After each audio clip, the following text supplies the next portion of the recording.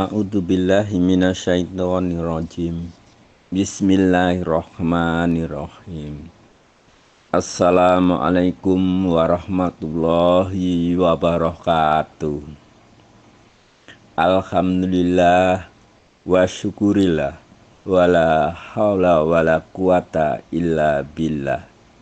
Wa awalu wa akhiru wa dohiru wa batinu wa bikulli syai'in alim.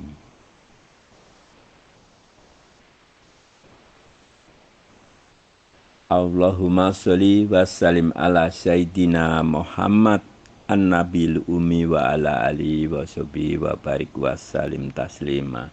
Amma ba'du.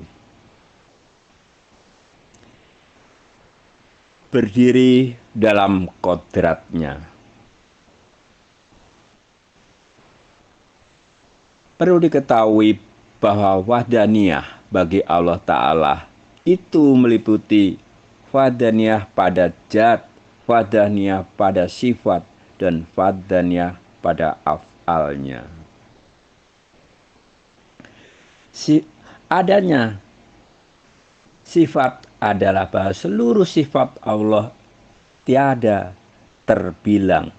Sifat kodratnya hanya satu, milik Allah.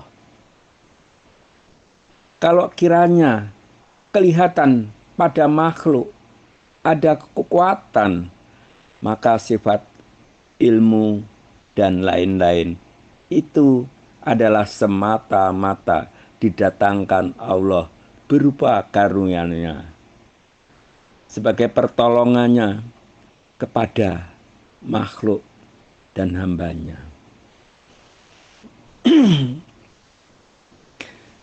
Sebagaimana dijelaskan dalam surat As-Saffat ayat 96 yang kurang lebih A'udzubillahi minasyaitonirrajim. Bismillahirrahmanirrahim. Wallahu khalaqakum wa ma ta'malun. Artinya, Allah yang menjadikan kamu dan Allah lah yang menjadikan semua perbuatan kamu. Wahdaniyah dimasukkan dalam kelompok salbiyah. Karunia untuk menjaga kebesaran dan kesucian Allah Ta'ala itu sendiri. Segala sesuatu datangnya dari Allah, yakni yang banyak terbit dari yang satu dan yang satu yang esa akan nyata kebesarannya pada yang banyak. Itulah yang dimaksud wahdaniyah. Adapun sifat ma'ani. Sifat ma'ani terdiri atas 7 sifat, yaitu sifat kodrat, irodat, ilmu, hayat, syama, basar, dan kalam. Kesemuanya itu dinamakan sifat jati, yakni sifat yang ada pada zat Allah semata-mata.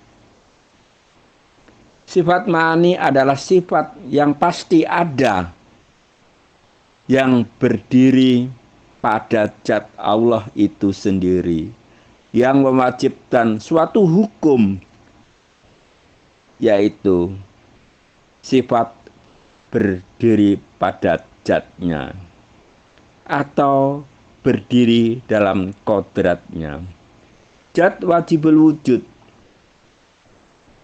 bersifat dengan ketujuh sifat ma'ani itu, yakni zat Allah yang kuasa, zat Allah yang menentukannya, zat Allah yang berilmu, zat Allah yang hayat, yang hidup, zat Allah yang maha mendengar dan maha melihat, dengan zat Allah yang berkata-kata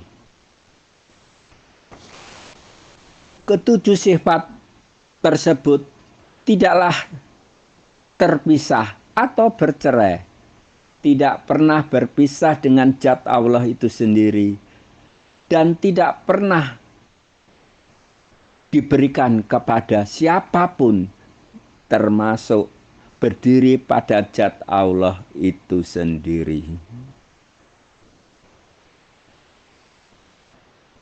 Tegasnya bahwa makhluk hanya menerima bekas pancaran bayangan dari kodrat Allah itu sendiri, bukan diberi kodrat, bukan diberi kuasa. Perbedaan sifat dengan zat Allah adalah arti sifat boleh dinamakan dengan rupa, sedangkan zat dapat diartikan dengan diri. Tegasnya, sifat tidak boleh dikatakan zat, dan zat itu sendiri tidak boleh dianggap sifat. Sifat bukanlah zat, dan zat bukanlah sifat.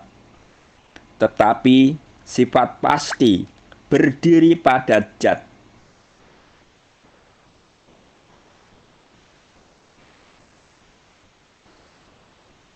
Kemudian sesuatu yang dapat mendekatkan pemahaman, artinya mewajibkan suatu hukum, yakni hukum sifat berdiri pada zat. Contoh untuk mendekatkan suatu pemahaman, kita melihat perjalanan matahari. Ia digerakkan oleh kodrat Allah, dijalankan dari timur ke barat, sedangkan matahari itu sendiri merupakan suatu jisim, benda yang tidak bisa bergerak sendiri, tidak bisa dijadikan dengan sendirinya. Kejadiannya harus dengan kodratullah. Adanya matahari itu dengan sifat kodratnya, dan berjalannya pun dengan diatur oleh kodratnya. Demikianlah yang dimaksudkan aku berdiri dalam kodratnya. Hakikatnya pada hamba, bahwa segala gerak dan diamnya kita atas kodratnya, atas kuasanya. Wabillahi taufik walhidayah waridho wa inayah. Assalamualaikum warahmatullahi wabarakatuh.